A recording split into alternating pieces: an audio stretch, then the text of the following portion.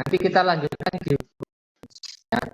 Namun seperti ini ya, saya ingin merevisi terkait konsep yang sedikit kurang pas yang bab kemarin terkait soal yang nomor 15. Nah, silakan diperhatikan, akan sedikit saya bahas lagi. Yang menentukan arah gaya Lorentz pada kawat melingkar.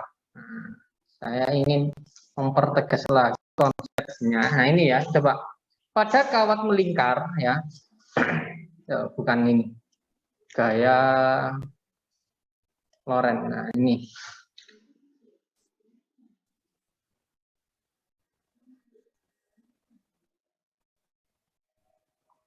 nah, pada lintasan melingkar. Nah, perlu kalian catat ya.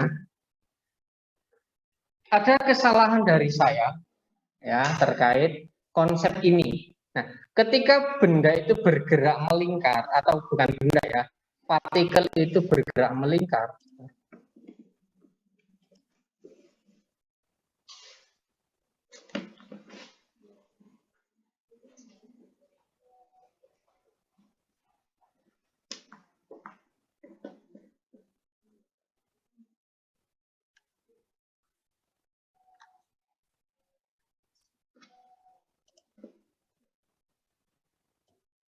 Ya.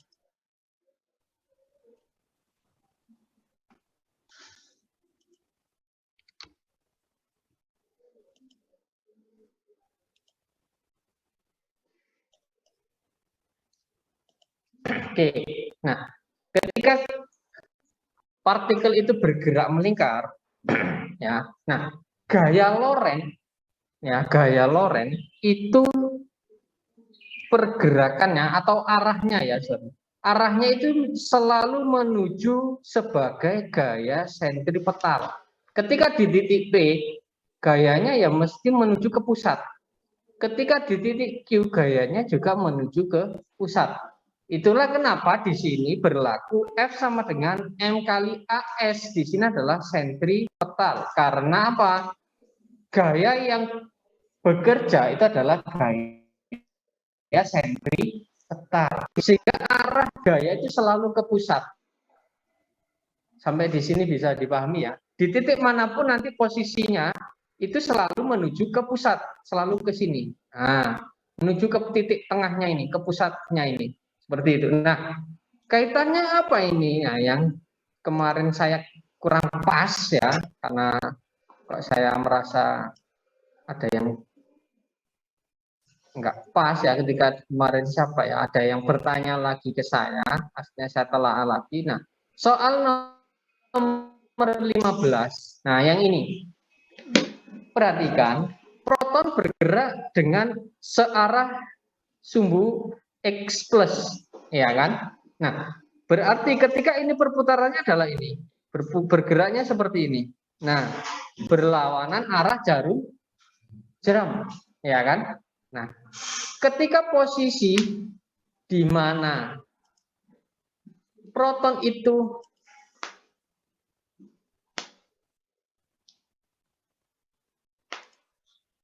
ketika proton itu bergerak arah sumbu X positif, tidak lain posisinya berada di sini. Dia bergerak ke kanan di sini. Bisa dipahami? Nah, paham ya anak-anak ya yang di rumah? Ketika di situ ada keterangan proton bergerak pada sumbu X positif, itu berarti di titik ini dia bergerak ke kanan. Nah, kalau X positifnya kan di sini posisinya. Nah, itu ya. Nah, maka gayanya ketika di titik sini adalah ke sini. Gaya Lorentz-nya mengarah ke pusat, berarti ke atas. Y positif. Maka di manakah medan magnetnya? Nah, baru kita gunakan kaidah tangan kanan. V ke kanan, F-nya kemana di situ? Ke atas. Ke atas. Berarti kan gini. Ini kan F-nya ya, P-nya ke kanan, F-nya ke atas. Nah, berarti 4 jari menunjukkan medan magnetnya ini ke depan, iya kan? Nah, itu betul. Nah, kalau ke depan itu kalau dilihat dari sini gambarnya, Z plusnya adalah ke kita. Berarti Z minnya adalah berarti Z minus. Sehingga soal nomor 15 ini jawaban yang tepat adalah yang B. Nah, kemarin waktu kita pembahasan saya ada kesalahan melihat di gambarnya ini. Ini saya pikir ini menunjukkan arahnya, bukan ya. Jadi kita konsep gaya Lorentz pada lintasan yang melingkar, gaya Lorentz-nya itu selalu mengarah ke pusat karena mengikuti gaya sentripetal. Oke. Mister, Silakan kalau ada yang ditanyakan ya. berarti kalau ada soal yang ada lintasan melingkar selalu ke tengah dan Iya, ke pusat. gaya Lorentz-nya itu bekerja gaya sentripetal, Sari. Ya, oke. Silakan nanti di catatan kemarin diperbaiki ya. Karena itu tadi yang di atas tadi bahwa konsepnya adalah ini. Nah, ini tadi ya. Ketika dia merupakan gerak melingkar, maka di situ A-nya adalah berlaku sentripetal. Nah, makanya di sini AS-nya di sini berlaku V kuadrat per R atau omega kuadrat kali R, bergantung nanti yang diketahui omega atau V. Ya, bisa dipahami ya. Nah, kalau dilihat dari rumus biasanya yang diketahui adalah V. Maka di sini AS-nya adalah V kuadrat per R. Ya, ini kalau lintasannya adalah melingkar. Kalau kalian ingat di yang UTBK kemarin soalnya kan ada dia bergerak lurus tetapi nah seperti ini bergeraknya, iya kan? Sudah enggak ya kalian? Di modul 7 UTBK kemarin yang di bimbel. Nah, kalau seperti ini gerakannya adalah gerak parabola. Nah, A-nya di sini gaya yang bekerja sigma F sama dengan sigma F.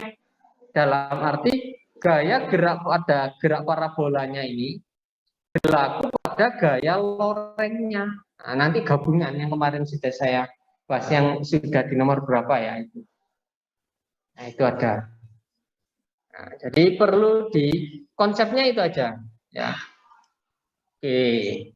Sampai di sini ada lagi yang mau ditanyakan ralat konsepnya atau penegasan lagi bahwa pada lintasan melingkar berlaku gaya Lorentz-nya ya. Tidak ada lagi yang ditanyakan anak-anak? Abraham, Kaila, Naswa, bisa dipahami ya. Jadi perlu diperhatikan pada lintasan yang melingkar. Mayang, bisa dipahami Mayang? Bisa, bisa. Oke.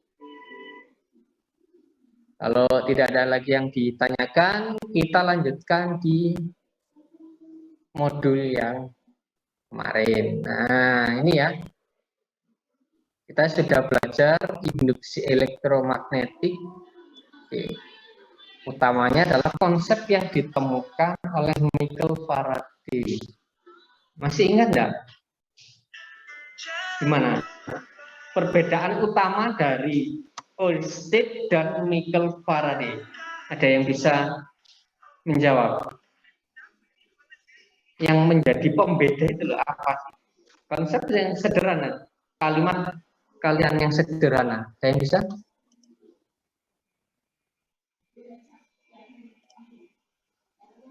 Gimana? Kayaknya Michael Faraday dan Ørsted apa perbedaannya?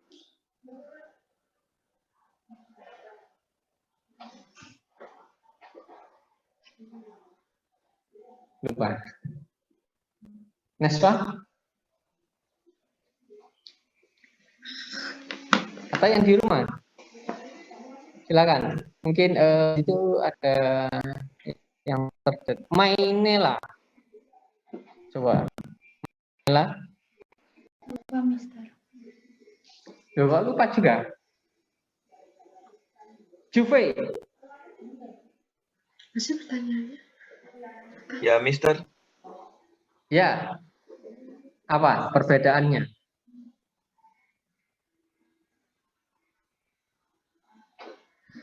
Kurang tahu, Mister. Gue kurang tahu. Nggak dipelajari. Adel. Atau ya tak sebutnya situ-situ sampai ada yang bisa. Adel. Apa perbedaan konsep dari percobaan Christian Oystead dan Michael Faraday? Yang paling sederhana.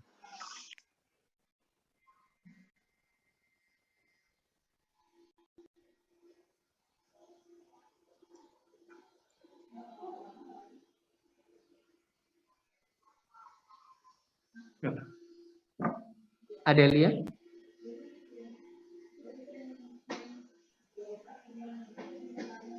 Apa Adel? Anak sih jawab sih.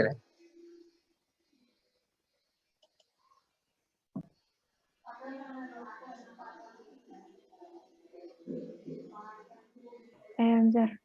Oke, gimana? Kalau Oersted itu medan magnet di sekitar kawat berarus, kalau Faraday itu medan magnet menghasilkan arus. Nah, betul ya. Intinya paling sederhana di situ. Oystead,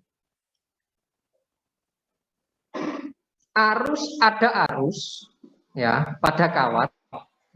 Kawat diberi arus,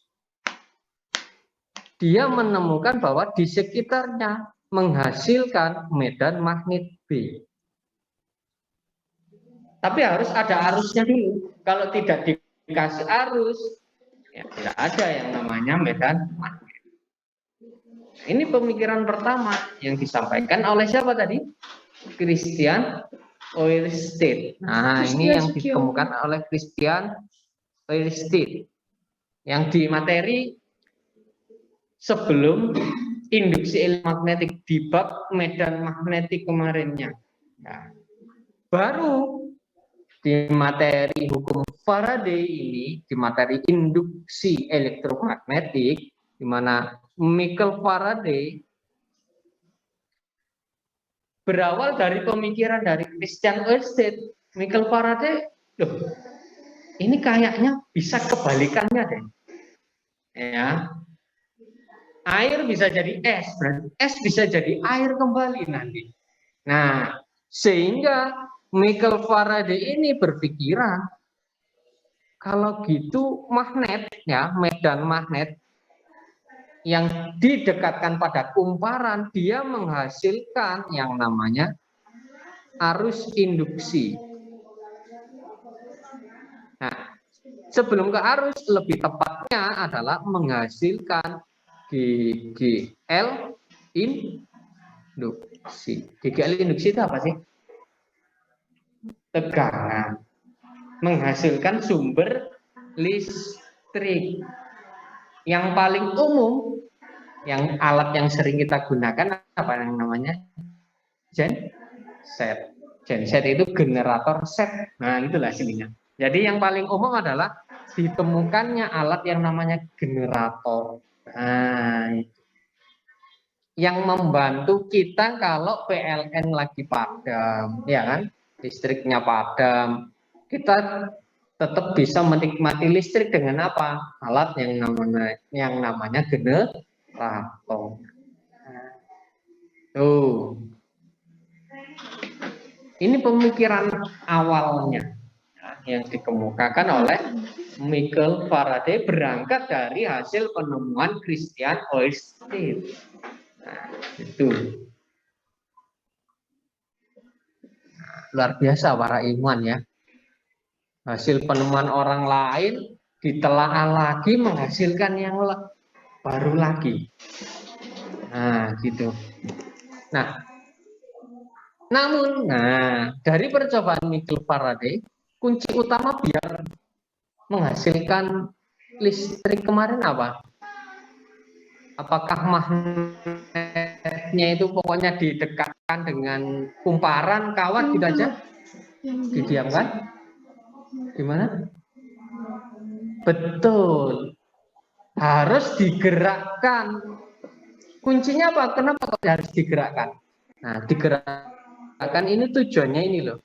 Terjadi perubahan fluk magnet. Fluk ini garis gaya magnetnya ini ya.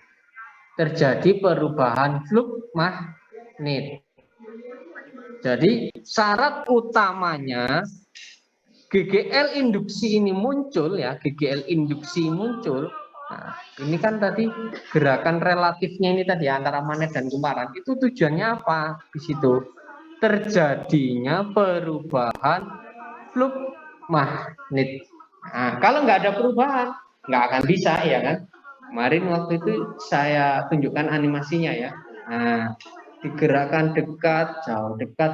Kalau diam aja meskipun sangat dekat, ya sama kayak kalian ngerek deket aja ambek si dia, tapi nggak ada komunikasi, nggak ada kemistrinya, nggak dapet. Iya. Tapi kalau dekat ada ngobrol, nah ada perubahan komunikasi dua arah ya, akhirnya ada chemistry di situ. Nah ini juga gitu, dia aja nggak ngapa-ngapain ya nggak ada efeknya. Ya, nah, maka syarat utamanya harus ada perubahan fluk di situ. Ada yang tahu dinamo enggak? Apa bedanya dinamo dan generator? Nah, sekarang saya ingin ke situ dulu. Ada yang bisa menjawab enggak? Dinamo mungkin yang paling umum yang digunakan di sepeda itu loh. Sepeda pancal, biasanya ditempel di ban, kemudian lampu sepeda bisa nyala. Kalian ada yang tahu enggak? Enggak tahu. Yang di rumah ada yang tahu enggak? Dinamo dan generator apa bedanya sebenarnya? Kalau dinamo butuh sumber listrik besar, kalau generator penghasil listrik. Dinamo butuh sumber listrik enggak? Yang di sepeda, yang dalam arti kalau di sepeda pancal kan ada dinamo yang bisa ditempelkan di ban. Apakah ada listriknya itu? Betul. Dinamo itu belum ada listrik, tapi ya Mungkin kalau dinamo yang di Tamiya ya, mobil Tamiya ya betul yang disampaikan Restu ya. Harus ada baterainya. Tapi yang dinamo yang di sepeda untuk menyalakan lampu itu konsepnya sama dengan ini. Ada pergerakan. Bedanya adalah kalau pada dinamo yang digerakkan itu adalah kumparannya. Nah, itu. Magnetnya tetap, yang bergerak adalah kumparannya, kawatnya yang bergerak. Tapi kalau pada generator biasanya yang bergerak itu adalah magnetnya, kumparannya, ya ada yang seperti itu. Nah, intinya apa? Tapi sekarang itu kalau di pasaran itu beda-beda ya, macam-macam. Bergantung desainnya. Intinya apa ya? Yang digerakkan yang mana itu boleh aja. Apakah itu kumparannya, apakah itu yang digerakkan magnetnya, itu tidak masalah.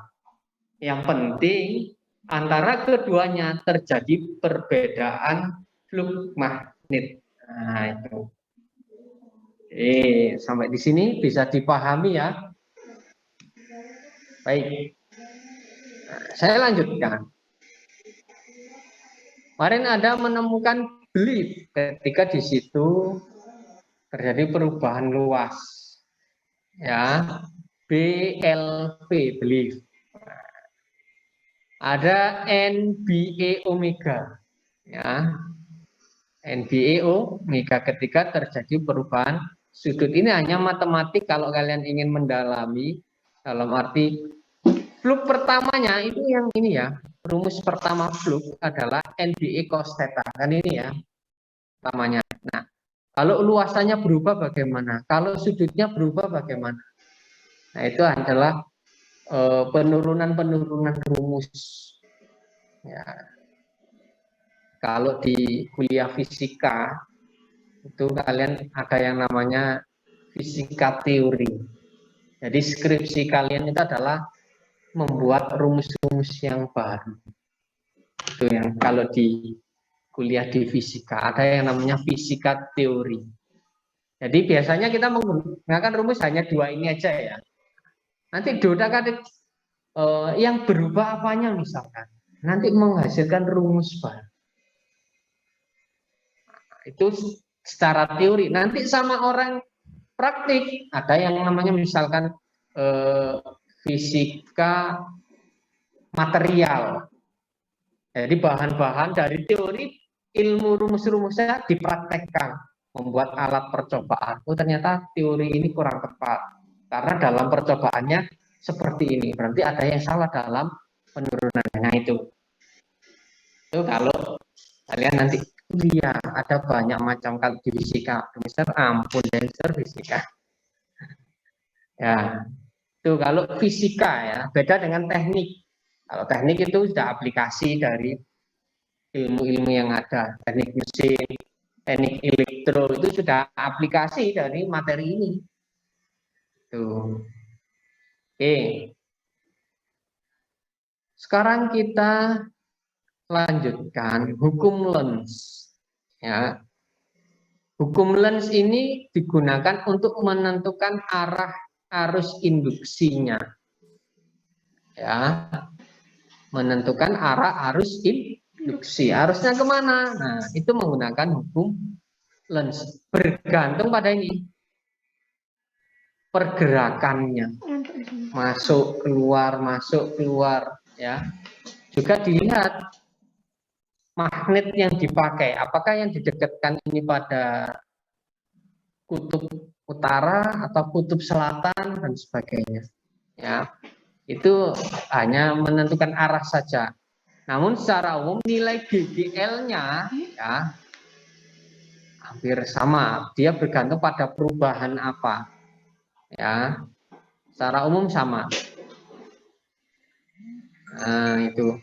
Kalau secara perhitungannya sama ini ya. Munculnya sama belief BLV. Ya kan? Ada juga yang namanya belumnya NBA tadi gitu ya. Seperti ini. Ya, nah, ketika digabungkan dengan konsep listrik DC, masih ingat ya, hukum Ohm itu apa? Gimana rumusnya hukum Ohm? V sama dengan I kali R. Nah, V sama dengan I kalikan R. Posisi GGL di sini tidak lain sama dengan V, yakni sama-sama sebagai tegangan. Maka ketika digabungkan, nah masuk ke sini, ya maka V sama dengan I. Nah ini digabung, berarti I kalikan R sama dengan BLV. V di sini adalah kecepatan ya, beda ya. Ini kecepatan. Nah sehingga bisa diperoleh bahwa I sama dengan BLV dibagi R, di mana R itu sebagai apa kemarin? R itu apa? Hambatan atau resistor ya, yang satuannya ohm. Ini resistor. Satuannya adalah ohm. Nah, ini kalau kita gabungkan. Nah, berarti berapakah besar arus induksinya? Ya ini. I sama dengan BLV per R. Kalau di situ BLV, belief. Ya. Kalau menggunakan yang perubahan yang lain kan tadi ada bahwa GGL sama dengan NBA omega, ya kan? Ini boleh-boleh aja. Berarti untuk menentukan nilai I-nya, ya berarti tinggal GGL dibagi R. Atau kalau kita masukkan NBA omega dibagi R. Nah, itu aja boleh. Karena nanti di soal yang seperti apa. Itu kalau kita masuk lebih mendalam lagi menentukan arus induksinya. Ya. Oke. Sekarang kita lihat menentukan arahnya. Nih, perhatikan. Menurut hukum Lorentz, arus yang dihasilkan dari induksi elektromagnetik akan menimbulkan medan magnet yang arahnya berlawanan dengan perubahan flux magnet awalnya. Gimana, Mister? Kok membingungkan?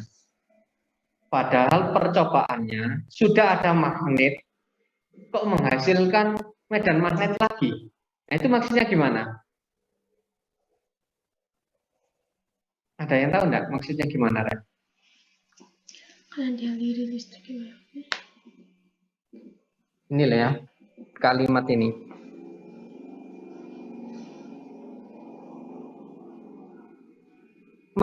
Menimbulkan medan magnetik lagi. Padahal tadi percobaannya ini kan sudah ada magnet di sini. Kok menghasilkan medan magnet? Itu dari mana medan magnet? Ada yang bisa menjawab? Ya, silakan.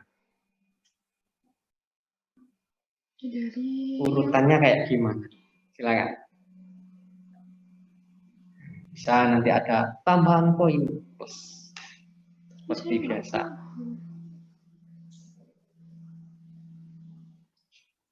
yang kayak Juga ada yang mau mencoba Ren, dari 2 kelas. enggak, Mister, enggak paham. Oke, saya kasih waktu 2 Ayo menit. coba, Mister. Oke, Sarif, bisa. Silakan.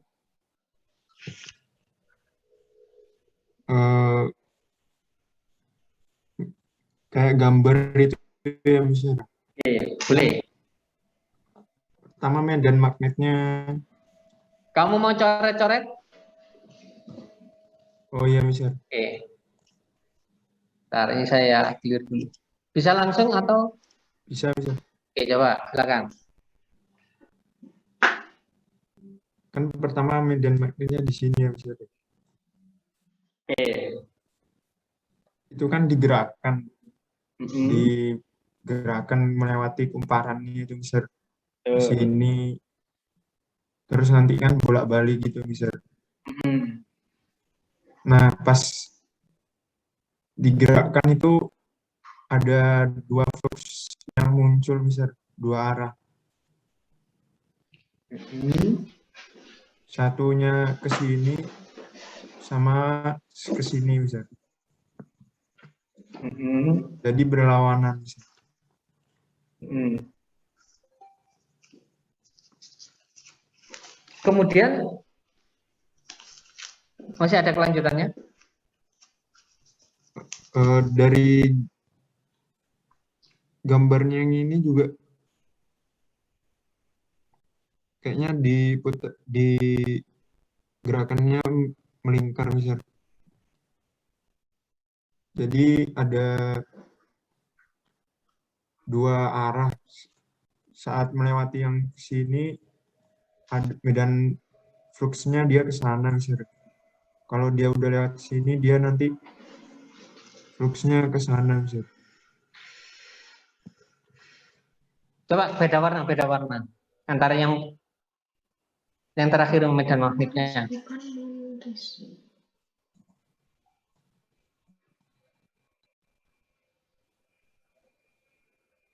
Ini, Mister.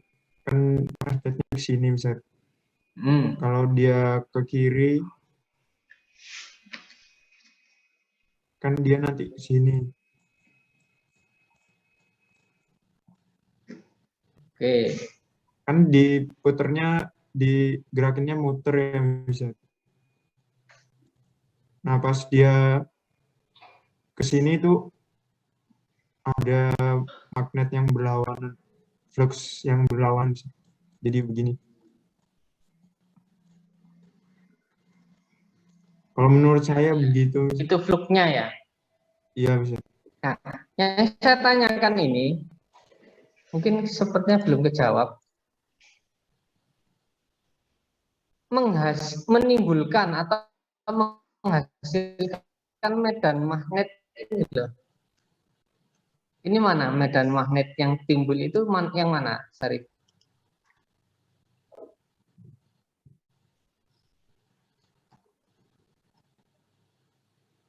Nah, itu belum terjawab. Oke, bagus. Tapi secara awal sudah dijelaskan arah fluknya. Terjadi perbedaan arah fluk. Oke. Mungkin yang lain bisa menambahkan. Ada yang dari sini mau coret? Boleh, silakan. Atau yang lain yang di rumah?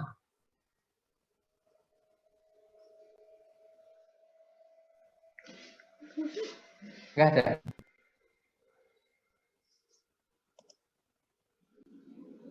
Afi mau mencoba?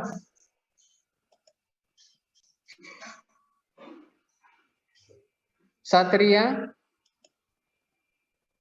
Farhat, nggak ada yang berani. Mayang mungkin, coba Mayang. Nah, gitu dong mulai Kayaknya tadi. Mayang Ngap. atau Fajar itu, yuk yang sering mencoba. Belum Arya. dulu, Mister. Fajar dulu aja. Mister mau mencoba. Oke, Ditasya. Gimana? Mau oret-oret juga? Nggak usah, Mister. Oke, baik. Jadi kalau medan magnetnya itu diarahkan masuk, itu nanti menghasilkan magnetnya itu juga keluar gitu, Mister. Ke magnet, menuju magnetnya. Kalau medan magnetnya itu diarahkan keluar, magnetnya itu juga akan terpantul gitu, Mister. Jadi menghasilkan medan magnet. Terpantul, magnetnya terpantul. Iya, ada dua, ada yang arah ke kanan, ada yang arah ke kiri gitu. Oke. Menimbulkan medan magnetnya itu dapatnya dari mana, Ditasya? Hasil medan magnetnya dapatnya dari mana?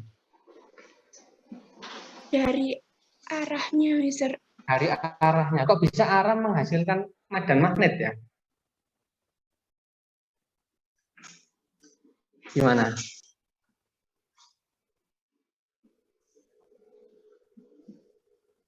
Ini ya, menurut hukum Lens, arus yang dihasilkan dari induksi elektromagnetik. Nah, itu kunci. Arus yang dihasilkan dari induksi elektromagnetik. Jadi ini anak-anak ya, mungkin saya kasih clue sedikit. Ingat konsep Oersted tadi ya?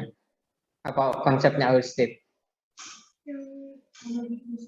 Arus menghasilkan medan magnet. Tapi kalau konsepnya Faraday apa? Medan magnet, perubahan fluknya itu ya, menghasilkan arus. Nah, di percobaan yang digambar ini mengikuti konsep Faraday apa Oersted yang ini? Faraday. Berarti yang pertama, ketika ini digerak-gerakkan, seret ke kanan, ke kiri gitu ya, terjadi perubahan fluk. Kemudian timbul yang namanya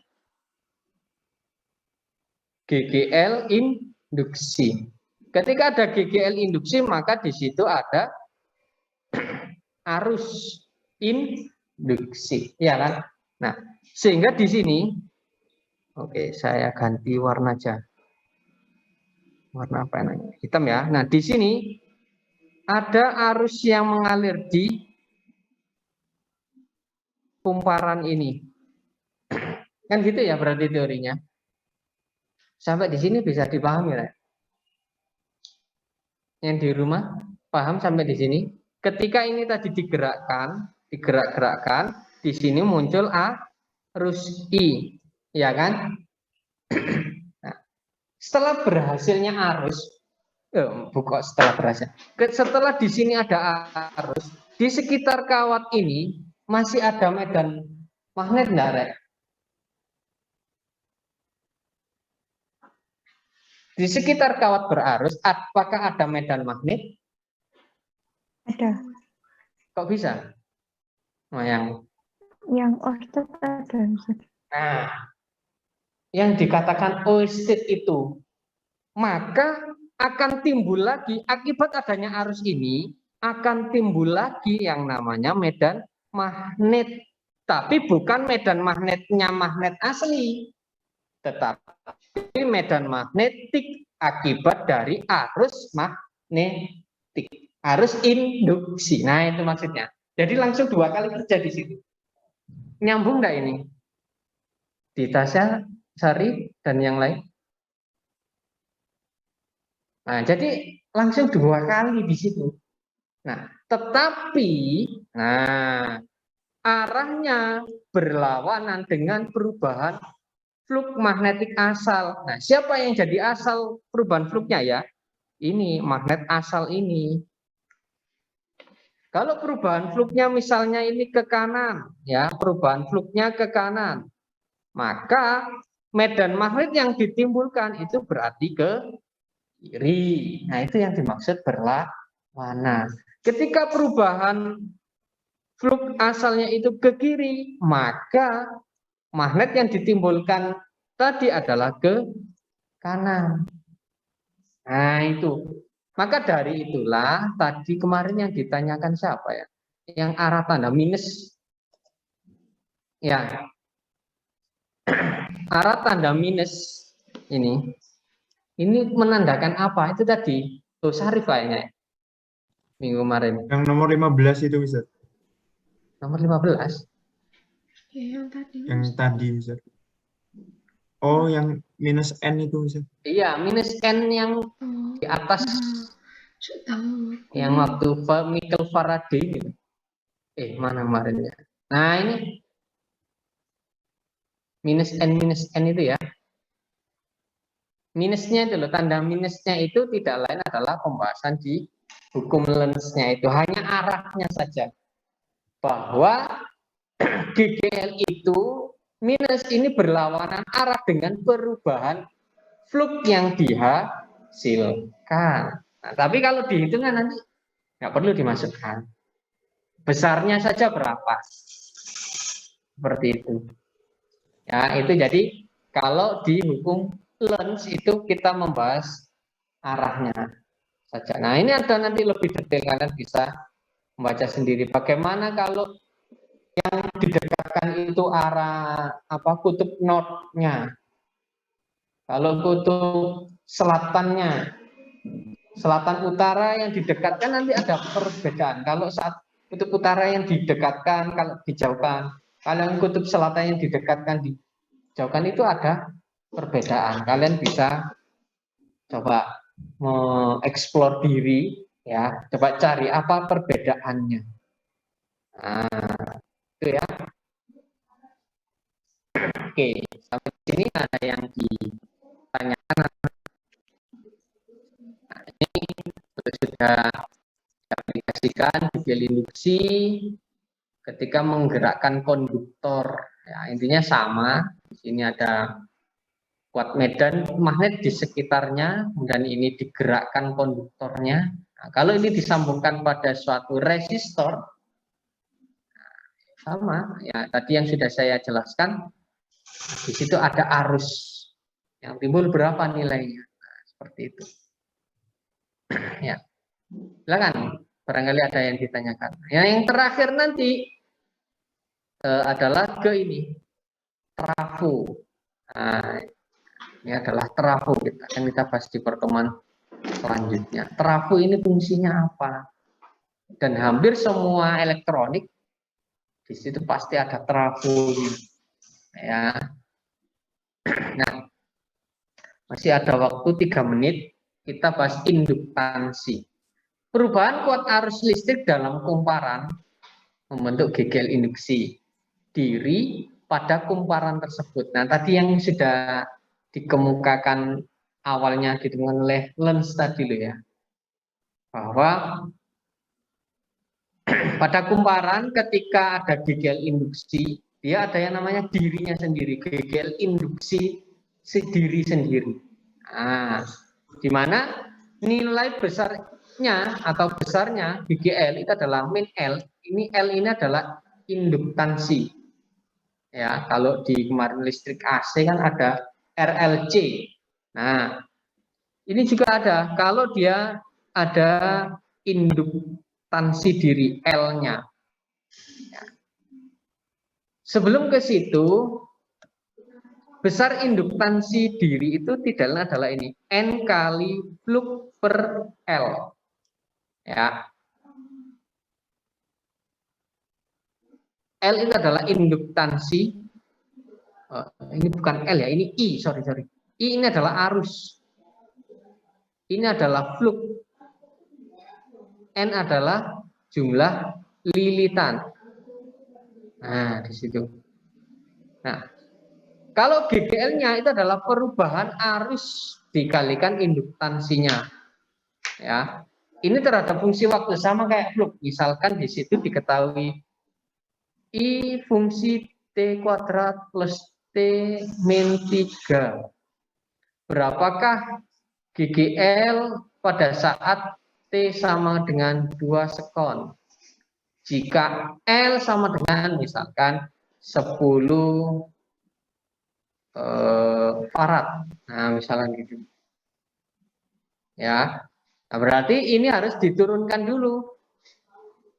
Ya, berarti DI DT-nya adalah 2T plus 1. Nah, nilainya saat 2 sekon berapa? Berarti 2 kali 2 ditambah 1 sama dengan berapa ini?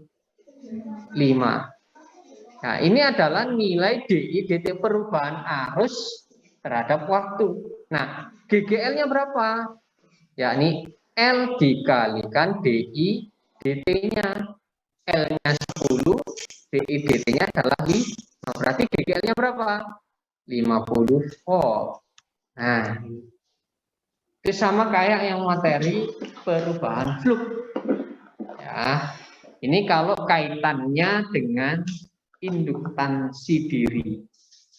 Nah, ternyata di situ akibat adanya perubahan kuat arus listrik. Ya.